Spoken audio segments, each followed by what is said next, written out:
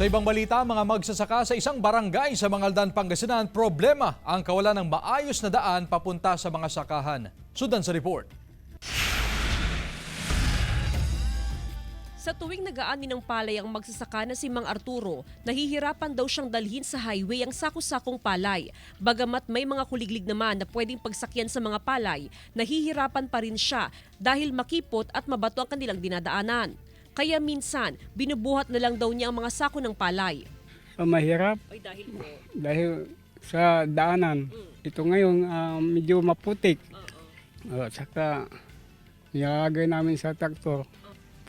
Maganda kung may daan maganda.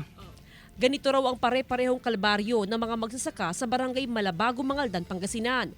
Mula sa pagtatanim hanggang sa pag-aani, nagiging pahirap daw sa kanila ang walang maayos na daanan.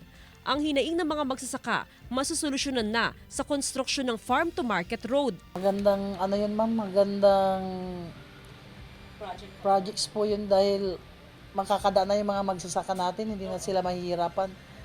Amounting 15 million po yun at pundo ng DPWH.